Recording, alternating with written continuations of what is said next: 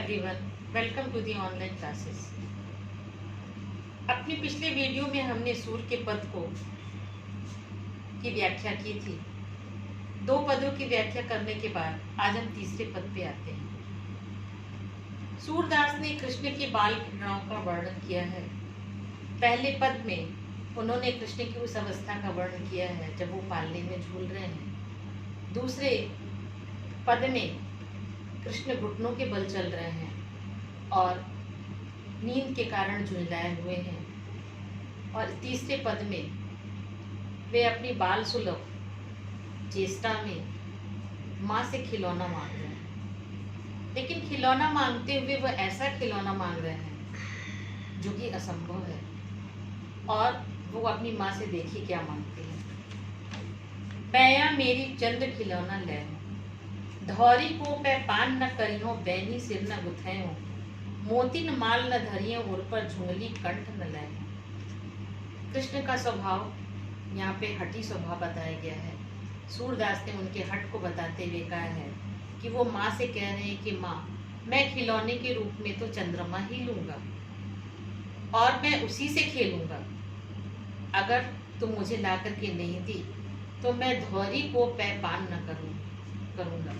अर्थात एक धौरी गाय थी जिसका दूध श्री कृष्ण ही पीते थे, उसे सफेद गाय भी कहा जाता था। और वो माँ यशोदा से कहते कि मैं उसका दूध नहीं पीऊंगा और ये बेनी, ये जो मेरी चोटी है, इसको भी मैं नहीं गुथवाऊंगा। मोतिन माल न धरियों उर पे, और ये जो मोतियों की माला मेरे गले में पहनाती हूँ ना, मैं इसको भी नहीं पहनूंगा। झुंगली कंठ न लहो, और अपने शरीर पर ये जो कुर्ता पहनाई हो मेरे, वो भी नहीं पहनूंगा। जय हो लौट अभई धरनी पर, और बालक अपनी जिद पूरी ना होने पे जमीन पे लौटने लगता है। वैसे ही यहाँ पे कृष्ण कह रहे हैं कि मैं अभी अपनी जिद नहीं पूरी होगी या मुझे खिलौने के रूप में चंद्रमा नहीं मिलेंगे तो मैं धरती पर लौट जाऊंगा और तुम्हारी गोद में नहीं आऊंगा। लाल कहे और नंद बाबा को, और अब नंद बाबा का पुत्र कहलाऊंगा और तुम्हारा पुत्र नहीं कहलाऊंगा। तेरो सुत न कहे हो, तुम्हारा पुत्र नहीं कहलाऊंगा। कान लाए कछु कहत जसोदा, दाऊ ना ही सुने हो। माँ यशोदा कृष्ण के इस हट को देख करके मुस्कुरा रही हैं और तब उनको एक उपाय सूझता है। वो कृष्ण के कान के पास जाके कहती हैं कि मैं तुम्हारे कान में एक ऐसी बात कहूँगी जिसको कि दाऊ ना सुन सके। अर्थात दाऊ कौन है? उनका भाई बलराम, वो ना सुन सके। बच्चे सबसे ज़्यादा खुश होते हैं जब अपने साथ वाले से उनका कंपटीशन किया जाता है।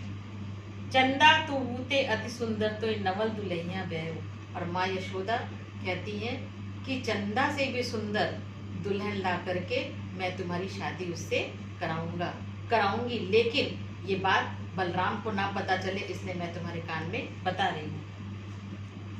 चंदा तेरी सौ मेरी सुनमैया अबही ब्याह जय।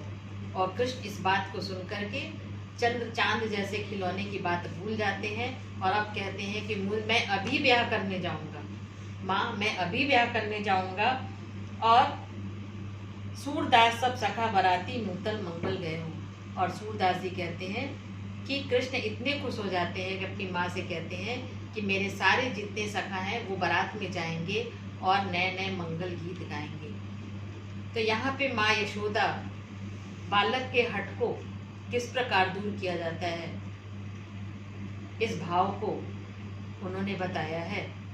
तो ये तीनों पद में कृष्ण के अलग अलग अवस्थाओं का वर्णन किया गया है। और इसके साथ ही ये जो हमारा लेसन है ये समाप्त होता है। और इसके बाद जो अभ्यास पुस्तिका से जुड़े हुए प्रश्न हैं, आप अपने अभ्यास पुस्तिका में देखिए, अभ्यास पुस्तिका से जुड़े प्रश्न हैं, उसको करिए। और अगर कोई डाउट हो तो आप इसमें कमेंट लिख करके भेजिए।